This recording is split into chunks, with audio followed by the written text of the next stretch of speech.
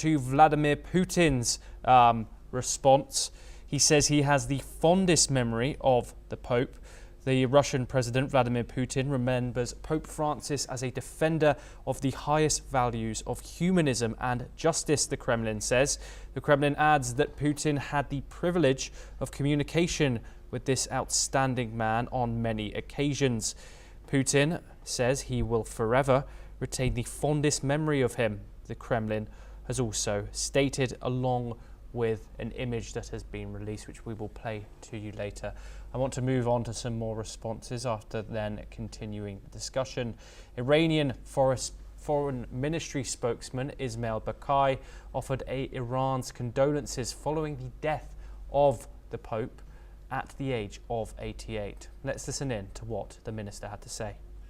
تسلیت عرض می‌کنم به همه مسیحیان جهان و همه موحدین و پیروان ادیان آسمانی در گذشت پاپ فرانسیس رو از خداوند بزرگ برای ایشون طلب آرامش می‌کنیم. French President Emmanuel Macron paid tribute to the Pope, praising his lifelong dedication to the vulnerable and the fragile. Macron said the pontiff consistently stood by those in need, embodying compassion and humility throughout his papacy and inspiring people across the world. Let's listen in to what the French president had to say. N'est plus, et je voulais ici dire toute la tristesse qui est la nôtre dans ce moment et la grande douleur, je le sais, qui est partagée par beaucoup en France, mais à travers la planète. Je veux adresser avant toute chose mes condoléances les plus sincères à l'ensemble des catholiques du monde entier, leur dire notre soutien, dire aussi la place toute particulière qui était la sienne dans notre cœur et à nos côtés. Il était avec nous en Corse il y a encore quelques semaines. Il avait été à nos côtés à Marseille il y a plusieurs mois et il a marqué durant son pontificat la France de plusieurs passages ainsi, avec cette carte sensible. Il a durant tout son pontificat été aux côtés des plus vulnérables, des plus fragiles, avec beaucoup d'humilité et un sens tout particulier dans ces temps de guerre et de brutalité, un sens tout particulier de l'autre, oui, et du plus fragile. Et en cela, il a été fidèle à une tradition qui lui était chère. We have some breaking news coming in. Spain has declared 3 days of national mourning to honour the late Pope Francis, recognising his global spiritual legacy and influence following his death at the age of 88. If you have just joined us, we are covering the death of Pope Francis, the leader of the Catholic Church, who has died at the age of 88 at 7:35 local time. Mourners are gathering in St. Peter's Square, where there is a sense of shock and sadness. The world leaders are paying tribute. We are joined by Dr.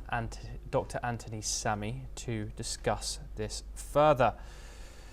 Dr. Anthony Sami, what aspects of Pope Francis's leadership do you believe had the most profound impact on the Catholic Church, on the present Catholic Church and the future selection of the future Pope? As we just saw, that we've had a response coming at the same time at both President Zelensky and President Vladimir Putin. He was a man who was admired by many, wherever they came from. Looking forward, how do you think that Pope Francis's time as the leader of the Catholic Church will affect the broader global community? Broader global community is, after all, it's a human feelings and human intellect, and it's a growth of a organism of human beings, and each and every one has got an aspiration with integrated kind of everybody wants to have a respect to one's own life, respect to one's own living, respect to all our own family members, our own communities, our own villages.